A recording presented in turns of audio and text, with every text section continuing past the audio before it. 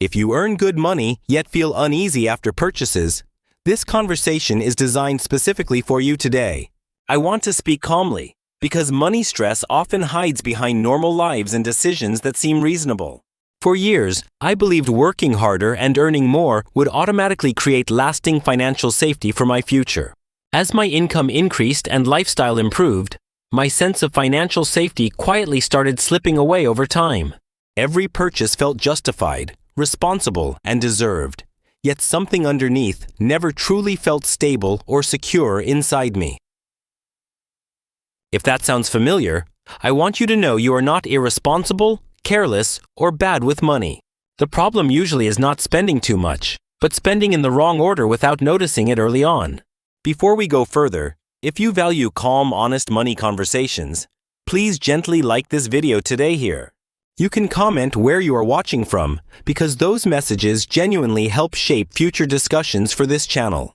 And if you want more thoughtful financial conversations, consider subscribing so you never miss upcoming videos from me. Today, I want to explain why buying things first quietly makes many hardworking people poorer over time financially. At the same time, I will show why the rich often grow wealthier, making similar purchases consistently over years. This difference is not about intelligence, luck, or secret knowledge reserved only for elite circles in society today. Instead, it comes from a simple structural difference in how and when money is used throughout your life. Let me start with a situation you have probably seen, experienced, or quietly worried about yourself before already. Example: two people earn similar incomes, live comparable lives, and both decide to buy something expensive around the same time. Years later, one feels financially trapped, while the other feels increasingly calm and secure about money over time. The purchase itself was not the mistake, even though it often gets blamed afterward by many people online. The real difference was the order in which each person chose to buy and build their financial life.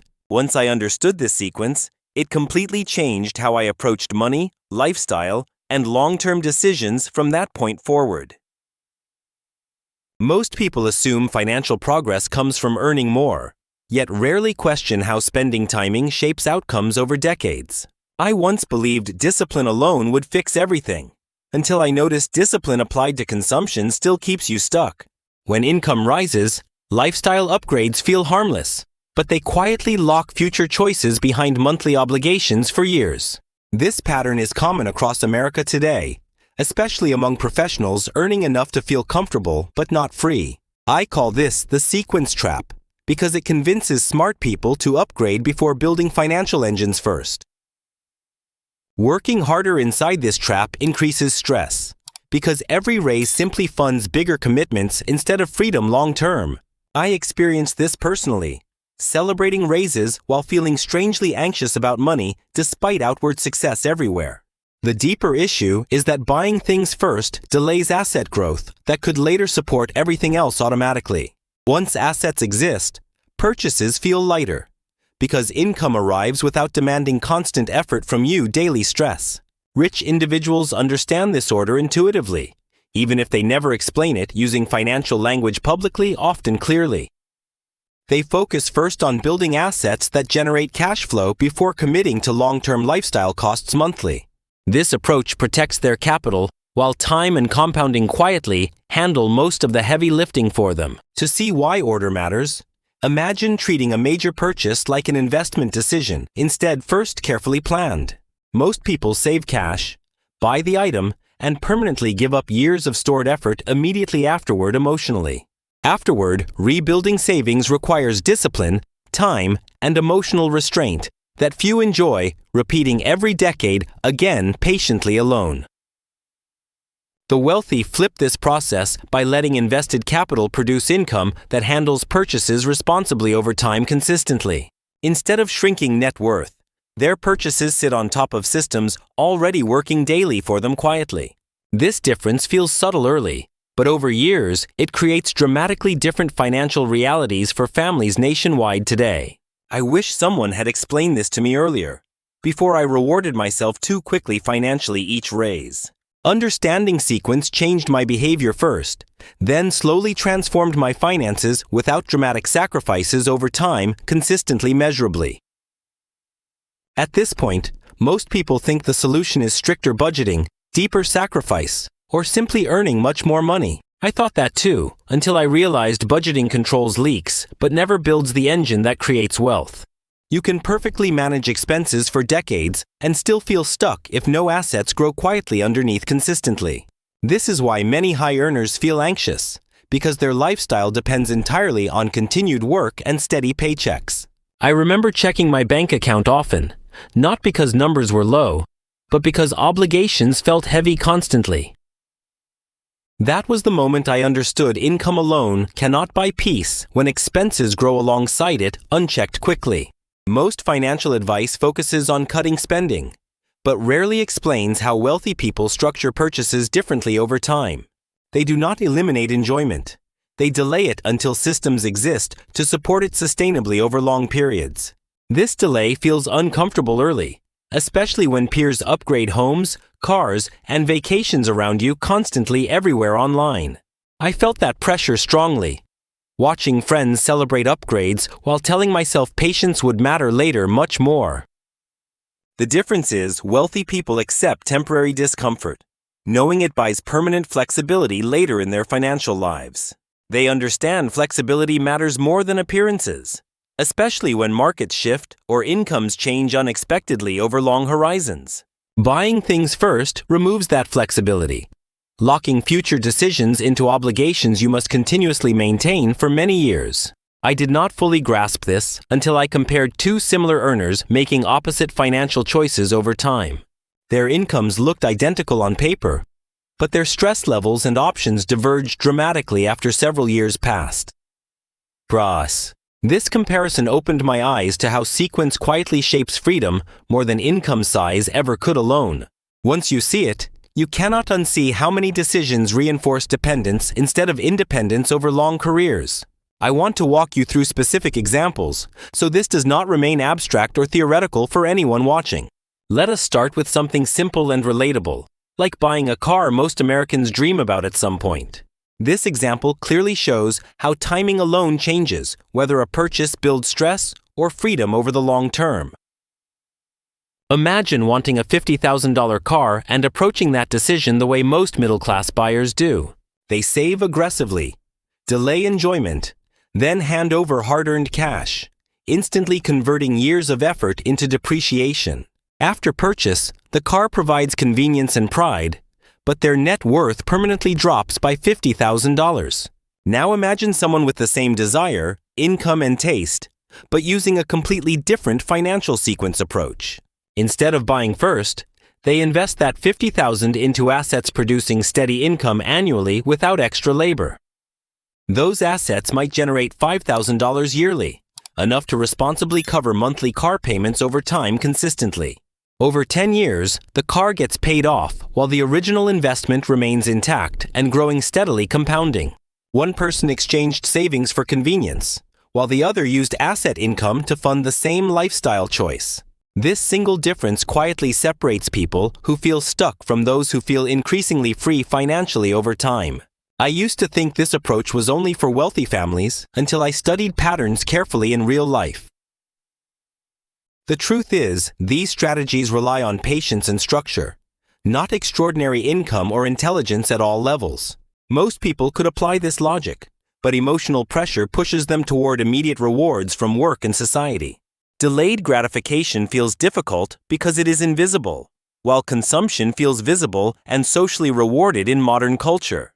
I struggled with that invisibility, wondering if my patience would ever actually pay off financially over the years.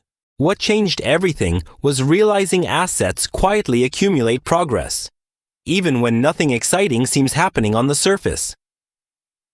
Buying things first steals that quiet progress, replacing it with obligations demanding constant attention from your future self. Once I framed decisions this way, purchases stopped feeling harmless and started feeling strategic in long-term planning. That shift did not make life boring. It actually reduced stress and increased clarity around money decisions daily. I want you to see this example not as theory, but as a practical lens for your life. Next, I will show how this same sequence applies to homes, investments, and long-term wealth-building decisions. Buying a home works similarly, yet emotions run higher because housing feels tied to identity and stability personally. Most buyers focus on monthly payments, ignoring how buying timing determines whether a house builds wealth or stress. I once believed ownership automatically meant progress, until I realized mortgages can either amplify growth or trap cash flow. Buying too early often forces larger homes, longer loans, and higher taxes before income-producing assets exist anywhere. This creates pressure to work harder, accept less flexibility, and delay investing because housing costs dominate budgets quickly. Wealthy buyers reverse this sequence. Purchasing homes after assets can comfortably support payments without strain for their lifestyles. They treat housing as an output of wealth, not the starting point of their financial journey overall strategy. That distinction alone changes decisions around location, size, financing, and long-term commitment dramatically for families today nationwide. I noticed calmer confidence among people whose homes fit their systems instead of stretching them thin financially long-term. This same principle applies beyond housing, extending into investments, businesses, and lifestyle decisions everywhere across modern financial lives. Once assets lead, every purchase becomes lighter because cash flow absorbs impact without draining savings or future security. Buying first reverses that logic, forcing savings to absorb shocks while assets remain underdeveloped for many years ahead. Over time, this difference compounds quietly, shaping stress levels, opportunities, and overall life choices for individuals and families. I wish someone had framed money this way earlier, before I tied freedom to purchases and appearances alone.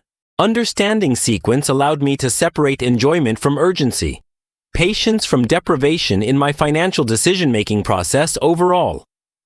It showed me wealth grows quietly when choices align with structure rather than impulse over long periods consistently.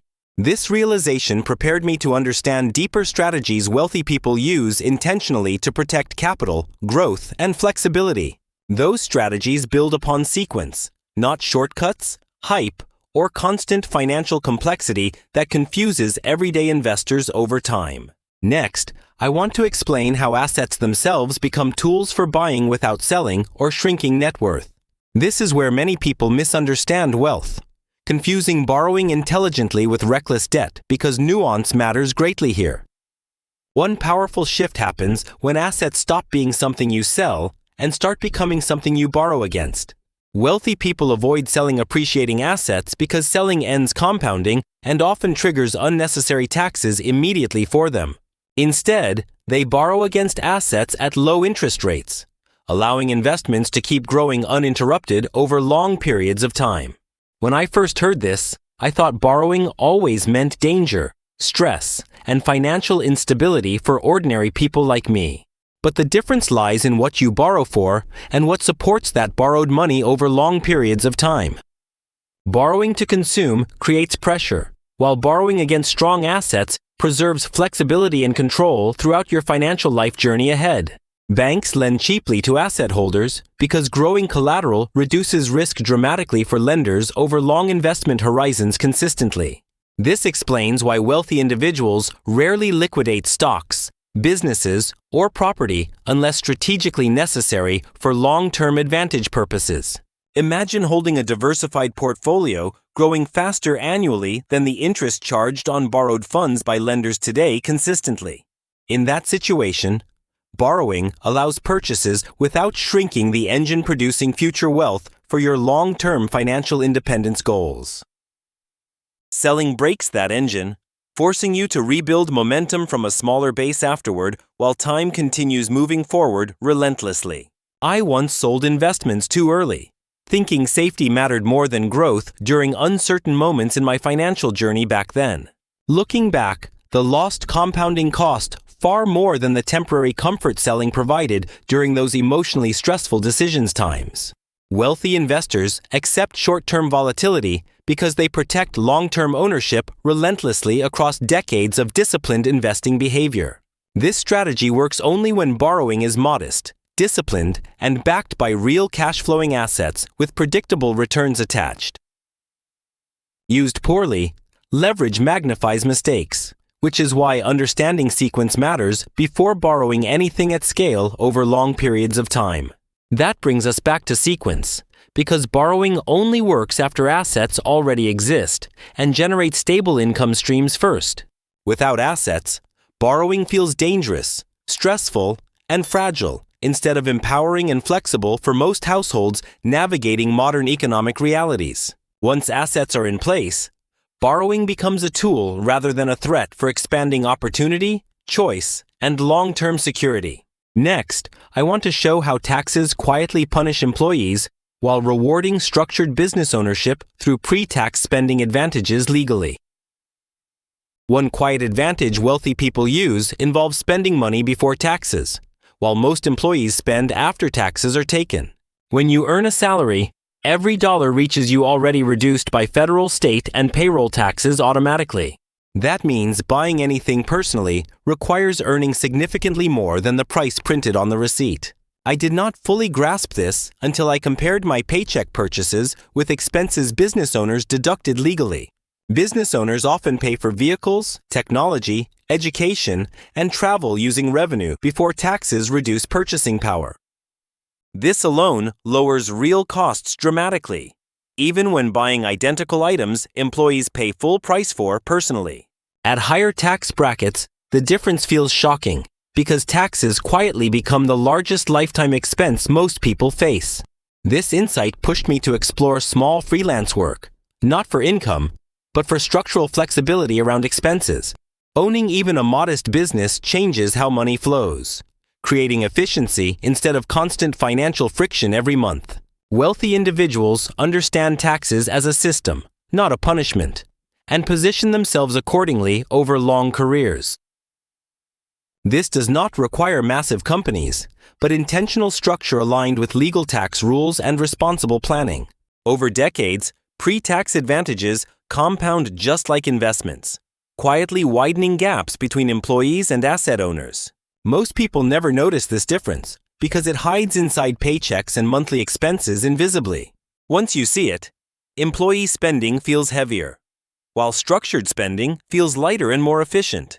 This efficiency frees cash flow that can be redirected toward assets instead of disappearing through taxes first. Over time, that redirection accelerates wealth building without requiring extreme risk or complex financial products. Pre-tax advantage alone does not create wealth, but it strengthens every strategy built on top of assets. Next, I want to explain how property ownership creates equity that wealthy people use repeatedly without selling. Equity becomes a quiet source of power when combined with patience, discipline, and responsible leverage over time. Understanding equity prepares you to see how wealth snowballs through ownership rather than constant earning. Equity simply represents the portion of an asset you truly own, growing quietly as loans shrink and values rise. When you buy property, each payment slowly shifts money from expense into ownership instead of disappearing forever completely. At first, this progress feels invisible, which is why many people underestimate how powerful long-term ownership becomes. I underestimated it myself, until I compared renting for years with owning even a modest home patiently slowly. Rent payments vanish monthly, while mortgage payments quietly build equity that stays with you long after ownership permanently. Over time, appreciation adds another layer, increasing your stake without requiring additional savings or effort from you directly. Wealthy owners rarely sell strong properties because selling resets this entire process and triggers unnecessary taxes immediately often. Instead, they borrow against accumulated equity, accessing cash while keeping ownership and growth working simultaneously for their future goals.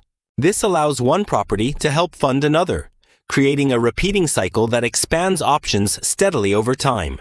I once thought selling was progress, until I saw how ownership multiplied opportunities when held patiently long-term.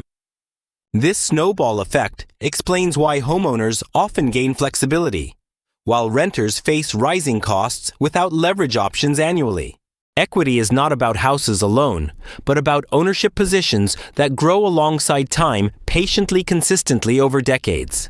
Once you understand this, selling assets too early feels like cutting branches before fruit fully matures financially. This mindset shift prepares you to see how equity connects directly to long-term security and freedom ahead. It also explains why wealthy people remain calm during market cycles that frighten others financially emotionally over time. Their assets provide options, while equity acts as a buffer against uncertainty and sudden changes in life events. Understanding equity is essential before learning the most powerful concept, often called infinite return investing strategy today globally. This idea sounds unrealistic at first, but it explains how wealth accelerates after foundations are firmly built. Infinite return means recovering your original investment while continuing to own the appreciating asset long-term fully intact. Next, I will show how this works in real life through simple property examples anyone can follow clearly easily. Imagine buying an asset, recovering every dollar invested, while still owning something that continues producing income afterward for years ahead. That is the essence of infinite return, where time, cash flow, and patience quietly work together for you. I did not believe this was possible until I saw properties refinance while still generating income consistently over long periods. At that moment, I realized wealth accelerates once assets begin paying you back without being sold prematurely or emotionally. This is why wealthy individuals focus on ownership first, not quick wins, shortcuts, or dramatic financial moves for long-term security. Meanwhile, many hardworking people spend decades funding lifestyles that disappear the moment income stops unexpectedly during crises or layoffs suddenly. The difference is not effort or intelligence, but whether assets exist to support life independently over long, uncertain periods ahead. I have met countless high earners who feel trapped because everything depends on their next paycheck arriving every month reliably. I have also met people earning less, yet sleeping better because assets quietly support their basic needs without constant worry. These outcomes come from decisions repeated consistently, not one dramatic choice or lucky break made under pressure moments. Building assets feels slow initially, which is why most people quit before compounding ever shows results worth noticing financially clearly. But once momentum appears, progress accelerates faster than most expect emotionally or logically because systems compound automatically quietly. This is when purchases stop feeling stressful and start feeling intentional, planned, and supported by systems already working for you. At this stage, money stops controlling your decisions and starts quietly working alongside you daily with less emotional pressure attached. I believe true financial freedom comes from structure, patience, and choosing assets before consumption consistently throughout your working life intentionally. Wealth is not about earning more forever, but about building systems reducing dependence on constant work over long horizons sustainably. Before you leave, ask yourself whether your money is buying comfort today or freedom tomorrow through thoughtful long-term choices now. If this perspective helped you, share your thoughts below so we can continue this conversation together with honesty and curiosity. Subscribe if you want more calm, honest discussions about money, structure, and long-term financial freedom designed for real-life decisions. Remember this simple rule: build the machine first, then let it pay for the life you want over time consistently.